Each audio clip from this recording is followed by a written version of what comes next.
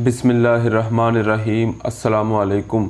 22 جولائی 2020 بروز بدھ سعودی عرب کی خبروں کے ساتھ آپ کی خدمت میں حاضر ہیں۔ اقاموں کی تجدید میں شاہی رعایت کن کے لیے؟ سعودی عرب میں کرونا وائرس کی وجہ سے بیرون ملک سے لوگوں کی آمد کا سلسلہ ابھی تک بحال نہیں ہوا، جبکہ مملکت میں موجود غیر ملکیوں کی ان کی مرضی سے مرحلہ وار خصوصی پروازوں کے ذریعے واپسی کا سلسلہ جاری ہے۔ کرونا وائرس کی صورتحال میں مملکت میں پروازوں پر پابندی عائد ہونے کی وجہ سے یہ نہیں کہا جا سکتا کہ کب تک بین الاقوامی پروازوں سے پابندی ہٹا لی جائے گی۔ تاہم ایوان شاہی کی جانب سے تارکین کے لیے خصوصی مراعات کا اعلان کرتے ہوئے جو افراد چھٹی پر وطن گئے ہوئے تھے مگر 20 مارچ کے بعد پروازوں پر پابندی کی وجہ سے دوبارہ مملکت نہیں آ سکے، ان کے اقاموں اور خروج عودہ کی مدت میں 3 ماہ کی توسیع کے احکامات صادر ہو چکے ہیں، جن پر عمل درآمد جاری ہے۔ بیرون ملک پھنس جانے والے تارکین اقاموں اور خروج عودہ کی مدت میں 3 ماہ کی توسیع عارضی ہے۔ اگر اس دوران حالات نارمل ہو گئے اور پروازوں پر عائد پابندی ختم ہو گئی تو باہر گئے ہوئے تارکین کی واپسی کا اعلان کر دیا جائے گا۔ ایوان شاہی کی جانب سے تارکین کے اقاموں اور خروج عودہ کے حوالے سے دی جانے والی شاہی مراعات کے بارے میں سوالات کیے جا رہے ہیں۔ میں سعودی عرب میں ہوں، میرا اقامہ 2 دن بعد ایکسپائر ہو جائے گا، کیا میرا اقامہ حالیہ اعلان کے تحت تجدید ہوگا؟ گزشتہ دنوں ایوان شاہی سے جن مراعات کا اعلان کیا گیا تھا وہ صرف ان تارکین کے لیے جو چھٹی پر مملکت سے باہر گئے ہوئے ہیں، ان کا خروج عودہ یا اقامہ ایکسپائر ہو رہا تھا، مگر حالیہ کرونا وائرس کی وجہ سے بین الاقوامی پروازوں پر عائد پابندی کے سبب وہ مملکت نہیں آ سکتے تھے۔ ایوان شاہی کی جانب سے دی جانے والی مراعات سے بیرون مملکت گئے ہوئے تارکین ہی مستفید ہو سکتے ہیں، جبکہ وہ غیر ملکی جو سعودی عرب میں موجود ہیں ان کے لیے حالیہ دی جانے والی مراعات نہیں ہیں۔ آپ کو چاہیے کہ اقامہ ختم ہونے سے قبل فوری طور پر تجدید کرا لیں، ورنہ اقامہ کی عدم تجدید پر جرمانہ عائد ہوگا۔ اس کے لیے اقامہ کی مدت میں توسیع کر لیں تاکہ جرمانے سے بچا جا سکے۔ سعودی عرب میں موجود لوگوں کے اقامے کی توسیع کب ہوگی؟ اس حوالے سے شاہی احکامات واضح ہیں کہ مملکت میں موجود تارکین کو رمضان سے قبل جب کرونا وائرس کی وجہ سے احتیاطی تدابیر کے تحت مملکت کے تمام شہروں میں کرفیو اور لاک ڈاؤن نافذ کیا گیا، اس وقت مملکت میں موجود تارکین کے اقامے 3 ماہ کے لیے مفت تجدید کیے گئے۔ موجودہ رعایت اقامہ پر مملکت میں موجود افراد کے لیے نہیں بلکہ بیرون مملکت گئے ہوئے تارکین کے اقاموں کے لیے ہے، اس لیے اس امر کا خاص خیال رکھا جائے کہ کہیں مدت ختم ہونے کے بعد آپ کو جرمانے کا سامنا نہ کرنا پڑے۔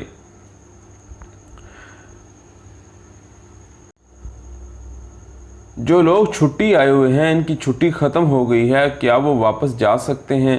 نئے ویزے کے بارے میں کیا اطلاعات ہیں؟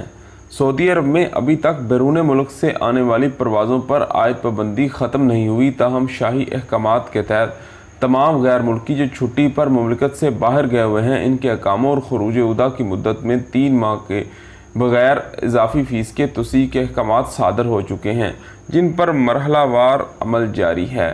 اس حوالے سے سعودی حکام کا کہنا ہے کہ کرونا وائرس کی وجہ سے تمام متعلقہ وزارتیں مستقل طور پر حالات کا باریک بینی سے جائزہ لے کر رپورٹ مرتب کرتی ہیں، جن کی روشنی میں لائحہ عمل مرتب کیا جاتا ہے۔ مذکورہ رعایت میں جو بیرون مملکت موجود تارکین کو دی گئی ہے، اس حوالے سے بھی حالات کو دیکھتے ہوئے مستقبل میں لائحہ عمل مرتب کیا جائے گا۔ جب تک حالات نارمل نہیں ہوتے اور پروازیں بحال نہیں ہوتی، مملکت سے باہر گئے ہوئے افراد کی واپسی مشکل ہے۔ یہی صورت نئے ویزوں کے لیے بھی ہے، کیونکہ نئے ویزوں پر آنے والوں کے لیے بھی حالات سازگار ہونا اہم شرط ہے، جو پروازوں کی بحالی سے مشروط ہے۔ جو ہی پروازوں کی بحالی کا اعلان ہوگا، اس حوالے سے آپ کو باخبر کر دیا جائے گا۔ کن صورت میں بغیر اطلاع ملازمت چھوڑ سکتے ہیں؟ سعودی ہیومن رائٹس کمیشن نے قانون محنت اور اس کے لائحہ عمل کے تناظر میں ملازمین کے حقوق و فرائض سے متعلق وضاحتی بیان جاری کیا۔ آجل ویب سائٹ کے مطابق ہیومن رائٹس کمیشن نے کہا کہ قانون محنت کے لائحہ عمل میں آجر اور اجیر کے حقوق و فرائض متعین کر دیے گئے ہیں۔ سعودی عرب میں سعودی اور غیر ملکی کارکنان کے حقوق و فرائض میں کوئی امتیاز نہیں برتا جاتا۔ ہیومن رائٹ کمیشن کا کہنا ہے کہ سعودی اور غیر ملکی اجیروں کو مندرجہ ذیل حقوق حاصل ہیں۔ ملازمت کے معاہدے میں مذکورہ حقوق: اجیر کی صحت متاثر نہ کرنا، اسے محنت سے معذور نہ کرنا اور اسے محنت مزدوری کے ذریعے نہ تھکانا، پائیداری استعداد کم ہونے پر ملازمت برقرار رکھنا، اجیر کے وقار کا خیال رکھنا، اجیر کو انصاف حاصل کرنے کا حق، طبی نگہداشت کا حق، کن صورتوں میں بلا اطلاع ملازمت چھوڑنے کا حق ہے۔ ہیومن رائٹس کمیشن نے اپنے بیان میں ان صورتوں کی نشاندہی کی جن میں اجیر کو بلا اطلاع ملازمت چھوڑنے کا حق ہے۔ اجیر سے یہاں مراد وہ افراد جو کمپنیوں میں کام کرتے ہیں۔ اجیر ملازمت کے معاہدے یا قانون محنت میں مذکورہ اجیر کے حقوق ادا نہ کر رہا ہو، یہ ثابت ہو جائے کہ آجر اور اس کے نمائندے نے ملازمت کے معاہدے کے وقت دھوکہ دہی سے کام کیا، آجر نے اجیر کو متفقہ کام سے یکسر مختلف کسی ایسی ڈیوٹی کا پابند بنایا جو اسے پسند نہ ہو، آجر یا اس کے اہل خانہ میں سے کسی فرد یا ذمہ دار افسر نے اجیر پر تشدد کیا یا اجیر یا اس کے کسی اہل خانہ کے ساتھ بد کلامی یا بد سلوکی کی، آجر یا اس کے مقرر کردہ انچارج نے اجیر کے ساتھ سختی، توہین یا ظلم والا رویہ برتا، اگر دفتر یا کارخانے میں اجیر کی صحت سلامتی کو خطرہ لاحق ہو بشرطے کہ آجر کو اس کا علم ہو تو اس نے خطرے کے ازالے کے ذریعے ضروری اقدامات نہ کیے، اگر آجر یا اس کے نمائندے نے ایسی کوئی حرکت کی جس پر اجیر ملازمت کا معاہدہ ختم کرنے پر مجبور ہو رہا ہو، مثلاً ظالمانہ سلوک کیا جا رہا ہو یا ملازمت کے معاہدے کی کسی شق کی خلاف ورزی کی جا رہی ہو، تو ایسی تمام صورتیں ایسی ہیں جس پر اجیر کو اطلاع دیے بغیر ملازمت چھوڑنے کا حق حاصل ہوگا۔ حج مقامات کی مساجد سینیٹائز انتظامات مکمل۔ سعودی وزارت اسلامی امور نے حج مقامات مینا، مزدلفہ اور عرفات کی تمام مساجد میں اصلاح و مرمت، صفائی، ایئر کنڈیشن، عبادات اور حج و دینی آگاہی کے تمام انتظامات مکمل کر لیے۔ تمام انتظامات کرونا وائرس کی وبا سے نمٹنے کے لیے مقرر حفاظتی تدابیر کو مد نظر رکھ کر کیے گئے۔ اخبار 24 کے مطابق وزارت اسلامی امور نے جو مملکت بھر میں مساجد کی تعمیر، تزئین و اصلاح و مرمت کے انتظامات پر مامور ہے نے مسجد نمرہ اور مسجد المشعر الحرام کو سینیٹائز کر دیا۔ مساجد میں ہوا کی صفائی کا انتظام بھی کیا گیا۔ کرونا وبا سے عازمین حج کو بچانے کے لیے حفاظتی اقدامات کر لیے گئے ہیں۔ دونوں مساجد میں نمازیوں کے داخلے اور اس سے نکلنے کے راستے الگ الگ کر دیے گئے ہیں۔ مسجد میں فاصلے کے لیے علامتیں لگا دی گئی ہیں۔ یہ سارا کام انجینئرز اور انتظامی عملے کے تعاون سے انجام دیا گیا۔ وزارت اسلامی امور اس سال میں مینا، مزدلفہ اور عرفات کی مساجد اور حاجیوں کی رہائش پر دعوتی پروگرام کرے گی۔ بڑی سکرینز اور بارکوڈ سے آراستہ سسٹم نافذ کر دیا گیا ہے۔ جدہ پورٹ پر 60,000 قربانی کے جانور پہنچ گئے۔ سعودی عرب میں جدہ بندرگاہ پر قربانی کے لیے 60,000 سے زیادہ بکرے پہنچا دیے گئے۔ 6 جہاز قربانی کے جانور لے کر جدہ اسلامی بندرگاہ پر لنگر انداز ہوئے۔ سعودی خبر رساں ادارے SPA کے مطابق عید الاضحیٰ کے موقع پر سعودی شہریوں اور مقیم غیر ملکیوں اور حج کرنے والوں کو قربانی کے جانور آسانی سے مہیا ہوں گے۔ وزارت ماحولیات، پانی اور زراعت کے متحد مویشیوں کے ڈاکٹروں نے قربانی کے جانوروں کا طبی معائنہ ریکارڈ وقت میں مکمل کر لیا، جس کے بعد جانوروں کو جہاز سے اتارا گیا۔ جدہ اسلامی بندرگاہ کی انتظامیہ نے سعودی مارکیٹ کی ضروریات کو محسوس کرتے ہوئے قربانی کے جانور اتارنے، طبی معائنہ کرنے نے تاجروں کے حوالے کرنے میں مستعدی سے کام لیا۔ اسلامی بندرگاہ 24 گھنٹے ضروری اشیاء لانے والے جہازوں کو ہر ممکن سہولتیں فراہم کر رہی ہے۔ اس سلسلے میں حفظان صحت کے تمام تدابیر پر عمل کیا جا رہا ہے۔ انٹرنیشنل اسکولوں نے فیسوں میں 5% کمی کر دی۔